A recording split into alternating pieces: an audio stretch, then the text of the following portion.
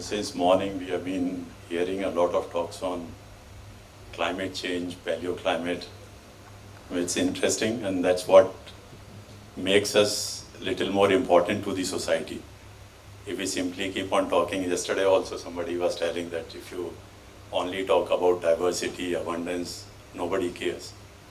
Ultimately, we have to link it to some aspect which is relevant to the society. So climate change is one thing. We have lots of talks on that aspect. When we talk about climate change, there is something that majority of the people try to put forward is that this change matches with something that happened in Arctic, or this change matches with something that happened in Antarctic. I mean, that's basically because I would say that the paleoclimatic studies in the beginning started somewhere down in Europe or in America. Majority of the people were looking at the ice sheet variability and the thermocline variability, at this amok variability or thermohaline circulation variability. Models were also trained in a similar manner. Now, even if we do the paleoclimatic reconstruction from any lake in India or Africa or Indian Ocean, Bay of Bengal, Arabian Sea, ultimately we try to figure out whether this change is because of something that happened in polar regions or not. Somehow in this talk, I'll try to put forward an alternate view, that it's high time we start looking at in a different perspective. Not everything is controlled by something happening in Arctic or Antarctic. Let us start looking at whether there is something happening at our backyard, and that is modulating almost everything that is happening somewhere else. So this talk will be focused on that aspect. We know the Indian Ocean. I don't know, these slides are not changing with this. Okay. The unique aspect of the Indian Ocean is that it's, compared to any other ocean, it's closed in the tropics. Both the Atlantic and Pacific Ocean, they open up to the polar region, the Arctic region. But the Indian Ocean, it just closes. It doesn't have a connection to the polar region. It doesn't have any connection to the Arctic region. And why that makes it important? Because then it accumulates quite a lot of heat, and that heat is transferred via this Agulhas region and then goes all the way into the Atlantic and then up to the northern Atlantic. So it becomes a huge heat reservoir or a conveyor. That's why the Indian Ocean is also part of this red patch that you will see. It's Indo-Pacific warm pool. Part of the world ocean, which remains warmer than the 28 degrees centigrade. That's what is the threshold. And that controls a lot of dynamic processes of climate processes in the, on the Earth. It also includes your El Nino Southern Oscillation. It also includes your Walker circulation, Hadley circulation. In everything, this region plays an important aspect, of which the Indian Ocean also is an important contributor. Next slide, please. Next. Now, way back in 1999, there was a very interesting paper, couple of papers, one by Indian authors, and simultaneously in the same volume, just before that paper, there was another paper by Webster. Both of them introduced a new phenomenon. That was Indian Ocean dipole. Prior to that, we were relating majority of the processes to something happening in the Pacific, that is El Nino Southern Oscillation. But these authors talked about something quite different, that we have an internal variability in the equatorial Indian Ocean that may or may not be related to something happening in the Pacific. And that was a phenomenal change in the understanding of the climate processes, because then onwards, people started focusing entirely on the Indian Ocean and not relating things to Pacific or any other ocean. As I said, next slide, please. In the same volume, they talked about how this Indian Ocean dipole can influence the processes or the variability or hydrography of the equatorial Pacific Ocean also. That was really a fantastic paper in the Indian Ocean dipole, cited thousands of times. Next, please. So it's not only the Indian Ocean dipole. We also know that the Indian Ocean is influenced by monsoon. And monsoon is suggested as one of the tipping points. The tipping points means that that's a process which can bring in catastrophic changes throughout the globe. If there is a slight change in monsoon, there is every possibility that the Earth can go into a mode wherein we can't come out. Monsoon. That's the importance of the monsoon, and that's likely to drive the changes on the globe. Next, please. And the other aspect I already talked about, that there is this Agulhas return current region, the warmer water from the Pacific and Indian Ocean that travels or leaks through this region, that is Agulhas retroflexion region, and then goes into the Atlantic and then all the way to the northern Atlantic, and then keeps that area warm, something that Professor Sinha was talking about. Now, with all these important processes happening in the Indian Ocean, why is it that we are always looking at either the Arctic influencing the Indian Ocean or Antarctic influencing the Indian Ocean? Why not we start looking at why these processes affecting the Arctic or Antarctic? Next, please. So in these talks, I mean, this is common thing. Majority of the paleoclimatic papers, you will see that these two curves are almost always there. You will always find a comparison with the GISP, and you will always find a comparison with the Vostok. These are the ice core records from Arctic and Antarctic. It's invariably, if you have a record of last 20,000, 25,000 years, you're going to get these two plots almost always there. Next, please. I'll talk about probably it's not Arctic or Antarctic which is controlling everything. So let's start looking at the short-term variability first. So this is a paper we published way back. This was PhD work of Dr. Teja. She gave a talk yesterday. We were working on the surface samples and a core in front of one of the rivers in the Western Bay of Bengal. Next, please. And this core had a very high resolution, almost, you can say that 75 centimeter per kilo year. That means almost 10 to 12 years, every 1 centimeter represented. And that was really a good resolution for a core. Next, please. And we used a very well-established proxy so far, initially proposed by the chairman of this session, Dr. Nigam, using, and Dr. Khare's PhD work, that you can use the angular asymmetrical and rounded symmetrical forms as an indicator of the monsoon. Next, please. So that's what we got, this variability in the 2000 years. Those lots of zigzags that always confuses you. So you have lot of those statistical softwares now. So you run that data into software and try to figure out if there is any periodicity or cyclicity. Next, please. So we did realize that yes, there is a 123 or 120 year periodicity in that. And there are quite a lot of evidence that this variability is because of the solar influence. So there is a strong solar influence in the short-term monsoon variability in the Indian Ocean region. No Arctic, no Antarctic. You don't have to bring in those regions. That's happening because of the solar influence. Next, please. We extended that work again. That was the PhD thesis work of Dr. Teja Sinha. We thought that since the resolution is high, let's look at the longer-term record of this same core. We looked at the entire Holocene, covering last 11,000 or 10,000 years. Next, please. We saw a strong variability during the different stages which have recently been delineated within the Holocene. That during the Greenlandian, North Caribbean, and Meghalayan, we see a strong different signatures in each of these stages. Next, please. Again, we looked at some of these parameters and did the periodicity analysis. And again, we realized that yes, there is a strong periodicity in almost all the parameters we find over here. Either a 200-year cycle, which closely matches with the Suez cycle. Again, a solar influence. We are not seeing anything which is happening. The records, if you see in Arctic or Antarctic, they don't show this sort of a variability. So these records are completely different than what we are seeing in the Arctic and Antarctic, and no match with that. Next, please. Next. Yes. Now, we also had a record from the Arabian Sea, and in that again we looked at the Holocene. What was interesting in that record was that during the mid-Holocene, almost everywhere we do see a strong shift in everything, whether it is the seawater salinity or seawater temperature or the productivity. We defined that as the mid-Holocene climate transition. And after that, fortunately, this event also coincided with the prolific, I would say, expansion of the Indus civilization.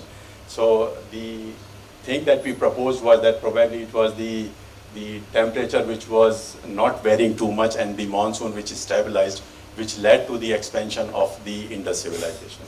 Next, please. So as you see over here that the temperature was relatively constant rather than the large variation of fluctuations prior to that, and then in temperature, and the monsoon as well. probably these two events led to the expansion of the civilization. And this transition was somewhere down the line when the insolation. Insolation also, there is a trend, there are two schools which either usually look at the 65-degree north insolation. Majority of the papers will try to look at what is happening at 65-degree north because that is at the boundary of the Arctic ice sheet. If the warming happens there, it is premised or it is suggested that it will lead to melting of the ice sheets. But here we are looking at the local insolation in the equatorial region, and then when it starts decreasing, we do see all those shift in all of the parameters happening over here. So it's probably the local insolation changes or regional insolation changes which are leading to these shifts. Next, please. Next. We had looked at the seawater temperature record on further longer time scale, whether there is any match with the Arctic or Antarctic on these time scales. That's the magnesium by calcium derived seawater temperature record for last almost 150 kilo years. And we do see that's the, again, as was the practice at that time, we compared it with the Africa dome sea core and as well as the NGRIP. You'll see that, of course, in general, there are matches, but then if you look at the small variability in the equatorial Indian Ocean record, that does not match with either the NGRIP, which has short-term, long, huge variability. We don't see that, and neither in the Antarctic. So that shows that this region is behaving independently, and probably these processes in the high latitude processes are not influencing so much the Indian Ocean. Next, please. We again looked at a high resolution record from the equatorial Indian Ocean. And again, these are the average southern hemisphere and northern hemisphere records. But again, the Indian Ocean seems to have its own trend, its own rhythm, which is something different. Maybe a combination of both or its own variability. Next, please. That also shows that this variability influences the monsoon in a way that we do see 2 weak monsoon phases during the deglaciation. Next, please. Next. Now, if it is not Arctic or Antarctic, then what is affecting the climate in the Indian Ocean region? There were some physical oceanography papers or modeling papers which suggested that the monsoon is strongly influenced by the temperature gradient or the insolation gradient between, say, the equatorial region with respect to that in the northern latitude, say 25-degree north or 5-degree north. If the gradient between, insolation gradient between 25 north and equator changes, then that will affect the monsoon. So we thought that if that is happening at present, if it leads to more strengthened summer monsoon or winter monsoon, whether a similar thing happened in the past also or not. Insolation record is available for millions of years, that's the model studies. So we started looking at whether there is any match between the salinity variations that we have reconstructed and the insolation gradient. Next, please. And we did see that there is a good correlation between long-term variability in the monsoon-induced salinity and the insolation gradient between equator and northern latitudes. So which clearly suggests that the insolation gradient between equator and the northern latitudes leads to a strong influence on the monsoon. So it's the temperature gradient between these two latitudes which is driving the monsoon. Next, please. Next. Next. This is the work that we did on our equatorial core from the equatorial Indian Ocean region on GC07. Again, it was at the boundary of the Indo-Pacific warm pool, and that's why we were interested in looking at that, whether there is any shift in the Indo-Pacific warm pool region or not. Next, please. And these are the records which are available so far from the equatorial region in the Indian and Pacific Ocean. Next, please.